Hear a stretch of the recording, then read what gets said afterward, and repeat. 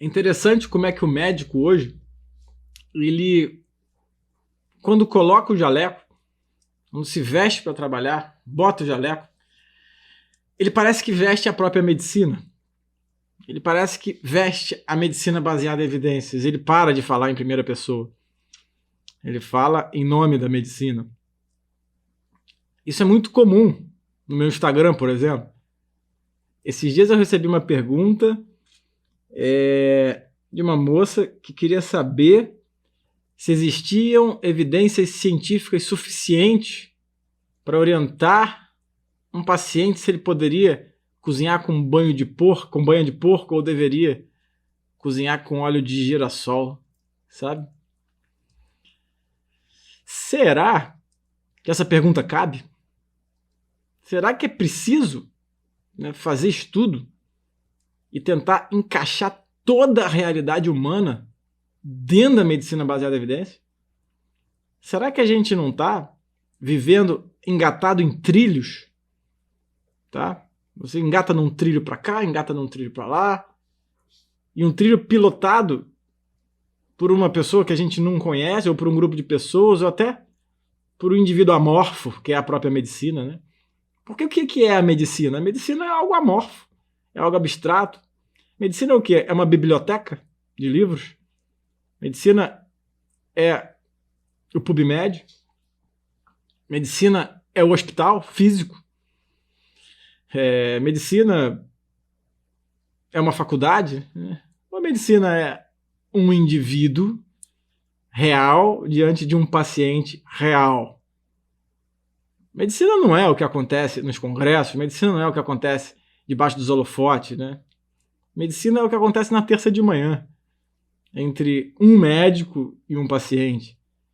E por mais que aquilo aconteça milhares e milhões de vezes por dia e se repita todos os dias, e que num plantão você atenda 100, 200 pessoas, enfim, aquele encontro, aquela entrevista clínica, ela é única.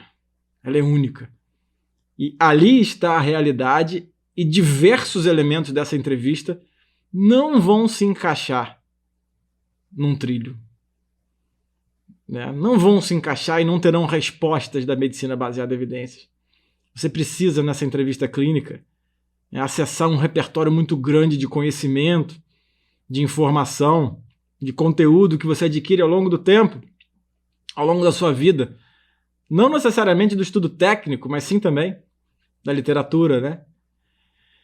E é isso que você entrega. É isso que é a medicina. A medicina é um médico entregando a própria personalidade dele formada naqueles minutos de consulta.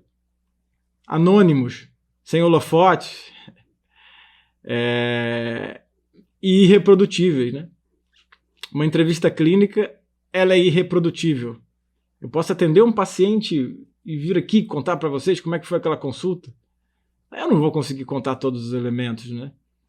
Tem muito conhecimento que não é dizível, não é capaz de ser dito, porque eu vi, eu presenciei, eu participei daquilo, né?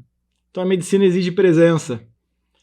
A medicina exige a presença de alguém, né, que fale em nome de si mesmo.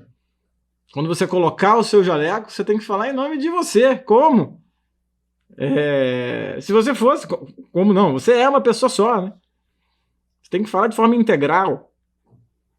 Quando você coloca o seu jaleco, você tem que continuar sendo quem você é e oferecendo aquilo para aquela pessoa, porque é isso que ela espera. E esse é o meu objetivo aqui, né? O meu objetivo é que a gente saia dos trilhos.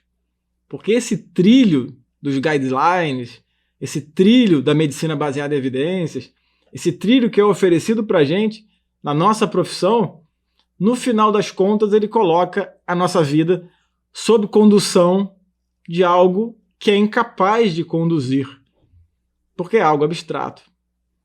E aí eu quero que a gente, com calma, trilhe um caminho para que a gente pegue a caneta da nossa biografia e assuma a nossa vida, né? Porque se você começar na sua vida profissional a separar você médico, você médica, de você pessoa, você vai começar a perceber que não é assim que se faz. Talvez eu não consiga nem dizer isso, né? Mas os grandes médicos que eu conheço, eles têm uma unidade de vida. Os grandes, né? Os médicos bons. Bons de verdade. Não é especificamente numa questão técnica ali ou ali, né? São aquelas pessoas boas que fazem o bem, que levam para o bem, para o belo e para a verdade. São pessoas que têm uma unidade de vida e que conseguem conduzir a medicina em primeira pessoa. Tá? E é para isso que eu estou abrindo esse espaço. Né? Já tem aí 2 anos, sei lá, 3 anos que eu estou no Instagram. Já tenho 30 e poucos mil seguidores. Agora, na hora que eu gravo esse vídeo. Tenho alguns haters também, né? Então tem algumas pessoas que não vão querer ouvir o que eu tenho para falar, mas tem bastante gente que vai. Tem bastante gente que quer. Né? E é para você que quer que eu estou propondo que a gente não fique só no café com o Sêmio. Que a gente pare para fazer algo um pouco mais profundo, algo um pouco mais reflexivo. Tá? E algo que é reflexivo e profundo não é feito com correria. Então eu não estou com pressa aqui. Mas eu quero trazer desde já algumas reflexões. Né?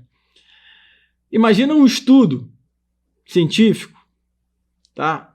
Um grande estudo, muito bem feito, ali dividido em coortes, tá? Enfim, com duplo cego, triplo cego, aquele estudo ali irretocável, que ele quer testar a substância A para prevenir infarto agudo do miocárdio em 15 anos, por exemplo. Esse é o desfecho. E aí, o estudo é feito e mostra que quem usou substância A, o grupo que usou substância A, 80% das pessoas não infartaram em 15 anos. Vamos lá, grupos muito bem divididos, hein? Tá? E 20% infartou mesmo tomando a substância A. E no outro grupo, no grupo controle, com placebo, 50% que tomou não infartou. E 50% infartou. Então eu tenho ali quem tomou substância A em 15 anos, 80% não infarta. E quem tomou placebo, 50% não infarta. Bom, temos um estudo para ser falado em congresso, né? Botar um terno, falar isso para um monte de gente, sem nenhum paciente dentro da sala, né? E aí um aluno bom, um interno bom, ele vai lá e fala no dia seguinte que leu o estudo que saiu no New England, mostrando que a substância A tem ali um potencial de prevenção de infarto, né? Mas, numa terça de manhã, anônima, chega um paciente para você e que se encaixa perfeitamente nesse estudo. Tá? Aí você fala, vou usar a substância A para ele. Você decide usar a substância A, mas ele é um pouquinho esperto. E ele pergunta para você, né? Doutor, para que serve essa substância, esse remédio? Aí você fala, para prevenir infarto. E ele te pergunta, então vai prevenir infarto em mim? Nessa hora você já começa a engatar no trilho, né? A terceirizar a resposta. Bom, os estudos mostram que quem toma a substância A infarta menos. Aí o paciente fala, doutora, mas tudo bem, eu entendo isso, mas e eu? Não, ele fala, e eu? Tem garantia de que eu não vou infartar? Bom, a medicina não, a medicina não dá garantias, mas olha, esse grupo tal, 80% não infartou, no outro 50%. Aí ele fala, tá bom, doutor, mas em qual grupo eu tô? Eu tô no grupo que toma e não infarta, ou eu tô nos 20% que toma e infarta? Porque se for para escolher os grupos, eu prefiro estar no grupo que não toma e não infarta. Tá entendendo? E aí você não tem resposta. Claro que você tem resposta. Você tem uma resposta pronta aí para tudo. Ah, não, mas aí é o quê? O que você vai sugerir então? Que não leia, que não estude? Não, não estou dizendo isso. Eu só estou dizendo que a medicina baseada em evidências, para um indivíduo concreto, ela não garante nada. Não que ela não vá pautar a sua escolha. E aí o primeiro exercício que eu tenho para você agora é que você responda para esse paciente em primeira pessoa. Como que você vai responder para ele que você decidiu que ele precisa tomar esse remédio mesmo sem ter garantia? Né? Tem várias possibilidades aí de se escapar dessa, né? De falar que a decisão é do paciente, de falar que você está apenas replicando um estudo e que também o paciente tem que ter autonomia, mas essas coisas não me convencem, né? O que me convence é o olho no olho. O que me convence é a relação estabelecida médico-paciente. O que me convence é a confiança que os pacientes têm em mim e que eu consigo me envolver com eles. O que me convence na medicina é, colocar a pele no jogo. E para colocar a pele no jogo, você precisa ter músculo para falar em primeira pessoa. E não tem como ter músculo para falar em primeira pessoa se você não tem um repertório literário e de experiência, né? Tem aquela frase clássica, quem só sabe medicina, nem medicina sabe. Nem medicina sabe. Por que isso? Porque se você só estudar medicina, e ainda mais agora na medicina baseada em evidências, você será colocado em trilhos.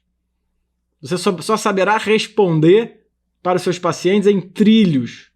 Vai engatar no trilho e vai seguir conduzido por esse ser amorfo que é a medicina, né? Mas eu não quero isso. Eu quero que a gente vá junto por uma trilha. Porque na trilha eu estou andando com as minhas pernas. E você também. Na trilha eu sei uma direção para ir. Eu não sei exatamente o que vai acontecer, mas eu posso ir junto com o paciente, tá entendendo? A trilha, ela mostra um caminho que pode ser que tenha ali, imagina no meio de uma floresta, pode ser que tenha algum perigo. É diferente do trilho, que tem ali um bondinho, né, preparadinho, tem o trilho, vai direitinho, que vai te levando, né? Só que o paciente não está dentro do trilho, né? O paciente ele fica do lado de fora, vendo o médico passar e vendo a medicina passar. E essa é a grande crise, para mim, da medicina verdadeira. Esse é o grande problema da medicina. O médico ele fala em nome da medicina, ele não fala em nome de si mesmo. Nós, médicos, não estamos dispostos, tá, a caminharmos para uma evolução da nossa personalidade, para então poder oferecê-la para o paciente ali, por inteiro. E essa é a minha proposta para esses encontros que a gente vai ter aqui, né?